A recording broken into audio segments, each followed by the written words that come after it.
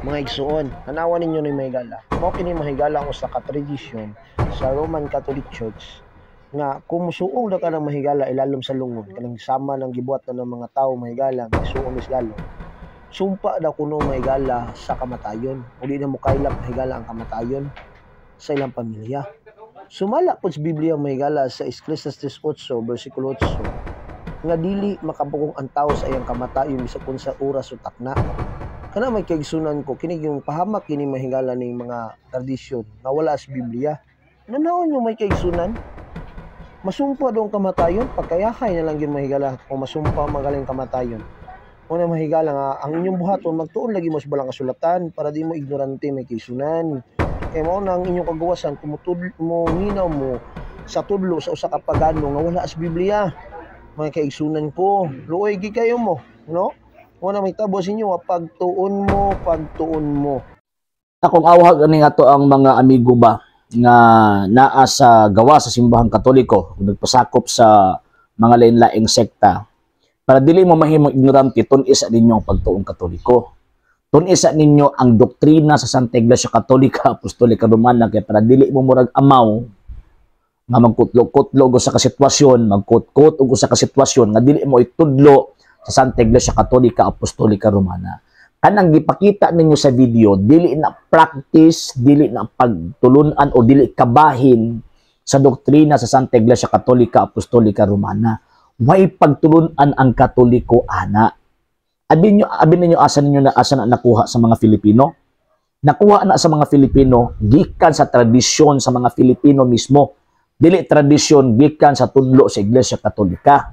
Kay again, way mga pari, way mga obispo, even papa sa Roma, wa nagtudlo anang maong gitawag og butanga.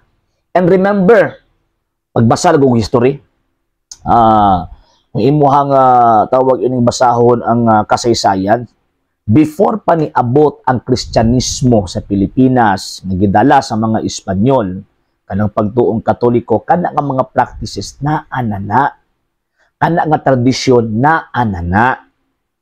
Nganong wala man na siya mawala, ngano man kay ang mga Filipino, ginapaningkamutan nila nga katong tradisyon before the Christian religion came to the Philippines, ilahang gi-retain, ilahang gi-incorporate sa pagtuong Katoliko. Pero kung imong tan-awon, wala na ilabot sa pagtuong Katoliko. Bitaw nga ang mga depensor Katoliko, mga katikista, nagatudlo kanunay nga kanang maong butanga way kalabutan sa pagtuong Katoliko. Ang mga Katoliko nagtuo og Biblia. Nga naman kay kung walay gitawag og Katoliko, walay Biblia nga Old and New Testament nagituuhan karon sa mga Kristiyano nga sinulatan nga pulong sa Ginoo. So kung unsa nakasulat din sa balaang kasulatan, ang mga Katoliko 100% mituo ana. And at the same time nakasulat man sa Biblia nga pag ang tao mamatay, wa gyud si bisan kinsa nga makapugong. Og mituo ang Katoliko ana, mabitaw ang magitudlo sa mga kaparian nga ang kamatayon dili angay kahadlukan kung dili angay na gitawag og pangandaman. Ug ang pagpangandam sa panahon sa gitawag og kamatayon, syempre dapat isiguro sa tao ilabi nagkatoliko na kung mamatay man siya naa sa estado sa grasya. Kay kanang estado sa grasya manggod mao na ang pamasahe sa mga Katoliko sa pag-atubang dito sa Ginoong Dios. Kay kanang pamasahe nga grasya mao na ang kamatayon ug dugo sa Ginoong Hesukristo. Number 2, dapat naa ta sa sulod sa simbahang Katolika. Ngano man kay diha man nato makuha ang grasya pinaagi sa mga sakramento. Mo na kung wala ka sa sulod sa simbahang Katoliko, wala kay mga sakramento. Kung wala kay mga sakramento, wala kay grasyang dawaton gikan sa gitawag og kang Kristo. Kung wala kay grasyang dawaton gikan kang Kristo pinaagi sa iyang kamatayon, di gyud ka maluwas. Mo na tambag na ko ining naghimo aning tawag ining video nga gi-criticize niya kanang maong butanga, tun-i ang pagtuong Katoliko. Kay kung di ka magtuon sa pagtuong Katoliko nya patakalan tong yawit duha ka butang ang imuhang na kontra or na commit nga sayop. Number 1, nagbutang-butang ka para sa mga Katoliko. Number 2 is nagsulti kag bakat. para sa mga tao nga nasayod sa pagtulon sa Iglesia Katolika Apostolika Romana nga kanang imo mga pulong dili haom sa pagtuo o pagtulunan sa samtang Iglesia Katolika Apostolika Romana.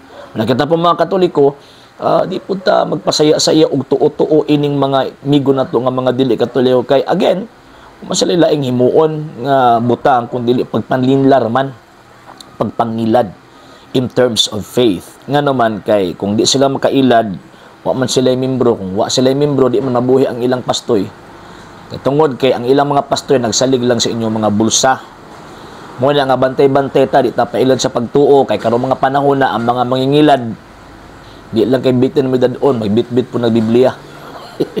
Sa hindi pa po nakapag-follow sa mga pages po natin, i-follow nyo po yung mga pages po natin, RJ Horolanciano II, TV Apolia Punto Argumento page, Kuya Apologist TV page, and RJ's Vlog 2022.